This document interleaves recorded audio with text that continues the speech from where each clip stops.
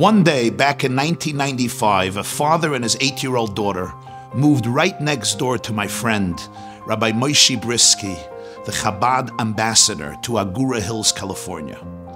On the very same day that they moved into their new home, Rabbi Brisky welcomed them to the neighborhood, and he invited the father and daughter, Jack and Sarah, to join the Brisky family for a Shabbos festive meal. Now, Jack was a former conductor of the choir at a Reformed temple in California, so the songs sung around the Shabbos table were very familiar to him, and the two, Jack and Rabbi Brisky, befriended each other. His new neighbor began attending some of the community programs and classes and lectures.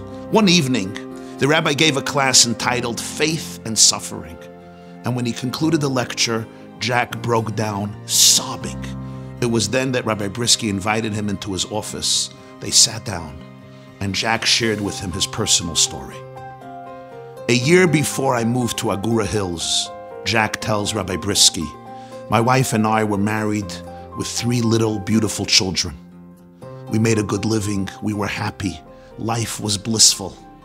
But 2 of my little children were in a car accident, and they were both killed.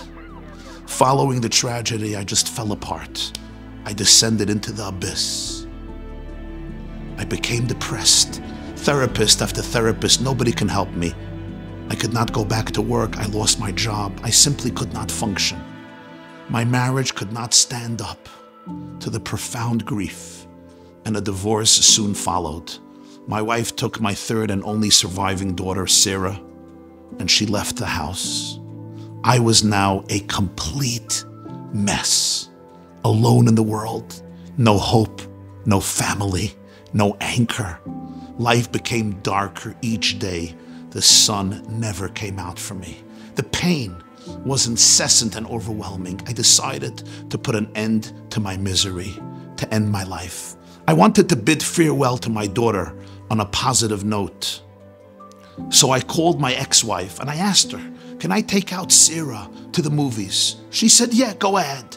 I did not tell her about my plans. We made our way to the Mountain Gate Plaza Cinema in the Simi Valley Mall. My plan was that we would watch a child-friendly film together. I would bring her back home to her mother, and then I would say goodbye to this dark and scary world. As we enter the mall, we hear some music playing. It was strange. As I listen, I can hear it's Jewish music, even stranger. And then I was shocked to see some Jewish men singing and dancing right in front of the movie theater. It was a bizarre scene. There was a menorah burning brightly in the background, and suddenly I remembered it's Chanukah. Before I knew it, one of the Jewish fellows, a guy wearing a kippah, yarmulke, and a beard and sidelocks payas, he drew us into the circle, and there I was dancing with these Jewish guys. The night I had planned to end my life, I found myself dancing and celebrating. It was surreal. But something happened during that dance. As I watched the Chanukah flames burning, and these yeshiva boys dancing with so much love and passion and enthusiasm, a mysterious sense of hope was ignited in my heart. A feeling of joy was kindled in the depth of my soul. A flicker of positivity showed up inside of me. I closed my eyes, and for the first time since the horrific accident, I can feel a glimmer of serenity. I decided to give life a second chance. I would move, find a new home, and begin a new life.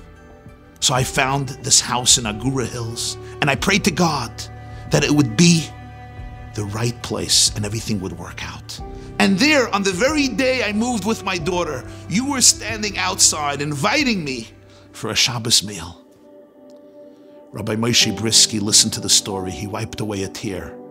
And then he turned to the shelf in his office and he reached for a photo album of Chanukah celebrations organized by Chabad of Agoura Hills over the years. He opened it.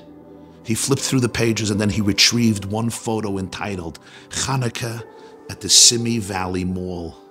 He pointed to the photo and he said to Jack, here you are in the photo. Here I am. I was actually the person who pulled you into the circle that night.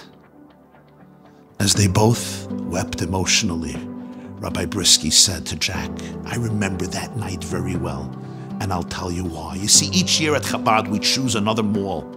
We're to put up our candelabra and make a Chanukah celebration, inviting Jews of all backgrounds and affiliations to be part of the Festival of Lights. And that year, we chose Simi Valley Mall. So I phoned the mall, they put us through to the Mountain Gate Plaza Cinema. The woman who answered the phone says, hi, how can I help you? And I say, we would love to light a menorah outside the mall. And she says, you're sure? And I say, yes. She says, you're sure? And I say, absolutely. She says, no problem. If that's what you want, you got it. She granted us permission. So we prepared, we booked the music band, we brought donuts, we prepared a large menorah, we even had a clown, hot latkes, dreidlach, the works. As we arrived on the first night of Chanukah, me and the yeshiva boys helping me, I realized my mistake. The mall was going out of business. I didn't know that. All the stores had been closed down already because the whole place was being demolished. The only thing that was left open was the movie theater. That's why the woman kept on asking me if I'm sure that I want to put up a Chanukah menorah there. So as we arrived, we discovered the place was deserted. We had everything, but there were no people. I felt like such an idiot, like such a schlemazel. But we were there already. What are we supposed to do? There was nowhere else to go. It was Chanukah. So we took our menorah, we set it up in front of the movie theater, and any poor person trying to go into the movies was schlepped into our Chanukah dance so we wouldn't feel that we are just complete fools. I came home that night ashamed, disappointed, frustrated. I tell my wife, what a failure! What a disaster of a night! It bombed. Or so I thought. As it turns out, that small, soulful dance in front of the movie theater, Mountain Gate Plaza in Simi Valley, saved Jack's life. Sarah did not lose her father that night. Jack rebuilt his life. Today, Sarah is married and recently had twins. Jack called Rabbi Brisky from the delivery room and he said, God gave me back my 2 lost angels. Rabbi Brisky forwarded me the text message that Jack sent him for Chanukah. I quote parts of it. From the moment Sarah and I walked into the foyer of that shopping center, you were an agent of God to raise us up and enrich our lives, and you continue to do it now.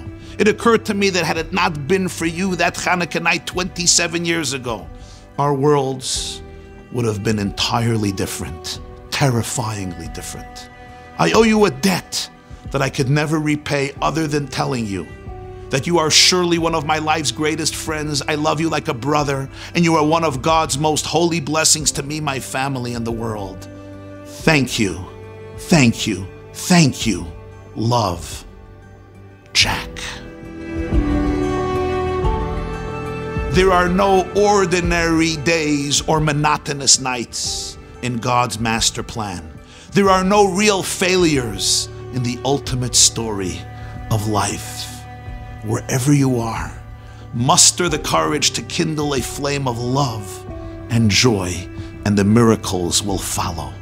Happy Chanukah.